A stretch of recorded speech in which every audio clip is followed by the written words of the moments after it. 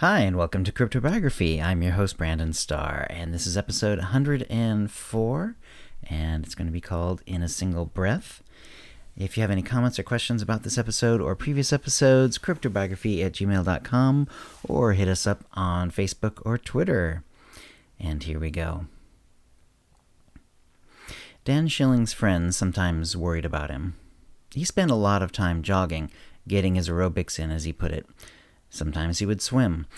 Often, though, when a friend went to the pool with him, they found that rather than doing laps, he would often duck his head under the water and stay there for minutes at a time. "Just something I do to test myself," he would say. "I'm not planning on going free diving or anything." But if one suspected that he had a tendency toward extreme health, they would be wrong. For though he burned countless calories jogging, he took in even more eating. He was known by everyone around as the biggest eater they knew. "Lucky you exercise so much, Dan, or you'd be whiter than the door," his friend Lucy Franklin told him one day, after seeing him put away 3 plates of food at a buffet. And so Dan would balloon up, but then he would go on some sort of fast and drop weight like a maniac. "It's not healthy yo-yoing like that," Lucy advised him one day over lunch at a Thai restaurant they both liked. "You'll wreck your health. Are you getting any nutrients when you do these crash diets of yours?" "I do fine," Dan said, shrugging. "You eat like an Olympian athlete in training." "I suppose I do," Dan said. "It's just how I live my life. My doctor says I'm healthy. Besides, I need it for work." "You need to overeat to be a fireman?" she asked playfully, poking her curry absently with her fork. Dan hesitated. "Yes," he said. "I need good aerobics, and I also need to keep my weight up. I can't be a skinny runner. If someone obese needs my help, I have to be strong enough. That's why I have the most hot saves in the squad, even though I've been active 10 years. There was a tone in his voice that indicated some tension, or perhaps some anger. Lucy decided that if he felt that strongly, she would not contradict him. "I think you do good work," she said. "You've helped a lot of people.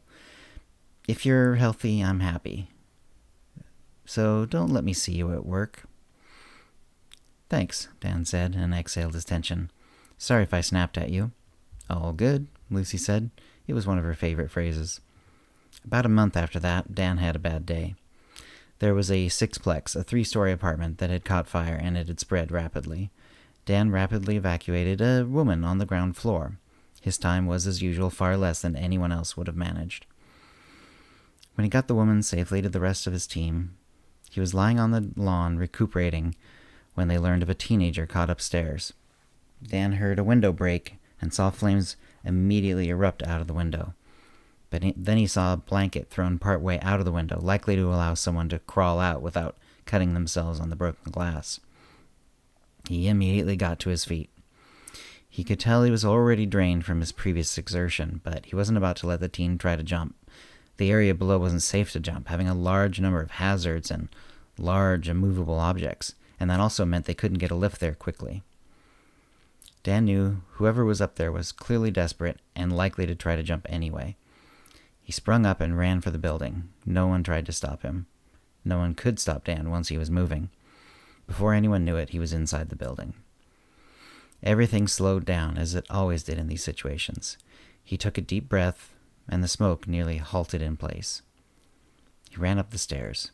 He had already figured out which apartment it would be based on the broken window. In moments, he was on the 3rd floor and running for the door. It was closed, probably locked, but he put his shoulder to it, and it popped open. In an instant, he knew which room it would be in. The living room was on fire, but he could see the door, which was closed. He opened that door, the flames and smoke seeming to roll up behind him like friendly dogs. He saw the girl. She was in a running position. She was going to leap out the window, probably to keep herself from being stopped by fear. But she was practically standing still to Dan. He was on her instantly, gently grabbing her in a way that would immediately slide her up onto his shoulders in a fireman's carry. He had to do it in a way that took her momentum into consideration. It wouldn't do to snap a leg or, worse, her neck, by changing her direction too suddenly. But then she was on his shoulders, and he knew it would be all right. In surprise, she might kick or yell, which always sounded like deep dinosaur roars when he was in this state. He would love to calm her with talk, but he only had one breath, and he could not waste it on talk. Fortunately, though they moved very quickly through the building, she almost immediately calmed. They almost always did. The instantly recognizable firefighter's suit, combined with the situation, quickly told most people what was up, though not why they were moving so quickly. The air always felt like he was running through water, and this time was no different. He also supposed that the speed meant the heat didn't have time to hurt the people he was helping. Then he was outside, and the world was speeding back up, and he was breathing again, and he put the young woman down. She was perfectly healthy, and in fact standing, looking down at him. His breath was coming hard, and he sagged to the concrete. The next thing he knew, he was waking up in a hospital bed. "I was really hoping not to see you at my work, Dan," a voice said. It was Lucy. "Hey," he managed. "So, you come in not with smoke inhalation damage or anything else I would have expected. Instead, you show signs of dehydration, extreme malnourishment, exhaustion, and a number of small, strange bits of damage to your bones, especially the bones of your feet. Care to tell me what happened?" "I don't know how I can." "Also, I know you, Dan. You can't weigh less than 230, but your charts have you at 175, and you look as skinny as a castaway. Care to explain?" "I don't know." Lucy's dark eyes narrowed. "You don't know a lot, buddy." "Yeah." "Get some more sleep. I'll check in with you." But it wasn't Lucy who checked in with him later. It was a man in his 40s wearing a suit and tie. "Dan Schilling? That's me. I understand you had a remarkable day." "Not really. Just doing my job." "Just your job? I suppose that's one way of putting it." "What do you want? I'm busy recuperating." "I'll keep it short. Have you always been extraordinary?" Dan looked over at the man. He was white, slightly balding, brown hair, clean-shaven. That plus the suit made him practically generic. "All firefighters are extraordinary. I know because people keep buying me desserts." "Most amusing. But I think I think you know what I'm really asking. Are you superhuman?" "I don't know what that even means." "Well, it may mean that we have a video of you running into a burning apartment and less than 15 seconds later running out with a teenager on your shoulders who had been seen on the 3rd floor at the moment you were running into the building.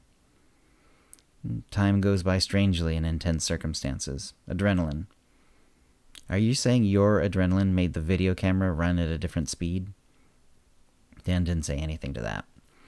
"I realize you may be suspicious of me. You may be in denial of your own abilities. Or maybe you just don't think it's anyone else's business. But I'm here to tell you that you aren't alone. There are others with unusual abilities. Superpowers. Are you going to assign me a goofy name and a skin-tight suit?" "Not if you don't want them. But you're on the right track. We're looking for extraordinary people like you." "Is this a job? A hobby?" "A calling." The man put a card on the table by Dan's bed. "If you are interested or want to learn more, or even meet more people like you, get in touch." He left and walked down the hallway. Lucy caught up to him and touched his shoulder. "Did Dan go for it?" she asked. "Not yet, but he knows, and I think he believes I'm serious. Dan's one of the good ones. If you get him to join up, treat him right." "Yes." The man left, and Lucy's thoughts went to the time she had been approached by someone from that organization, not because she was super, but to keep an eye out for unusual occurrences. They hadn't realized that she had a friend in her life already that she thought might be right up their street. She had a hard time checking them out, but in the end decided that if Dan was going to risk his life, he might get help from these people. She hoped that she had done the right thing. And that's the end of the story for this week. Hope you enjoyed it, and if you have comments or questions about this episode or previous episodes, CryptoBiography@gmail.com or hit us up on Facebook or Twitter, and thanks for listening. Words and music, copyright 2019, CryptoBiography LLC, all rights reserved. Characters and events are fictional, fictionalized, or satirical.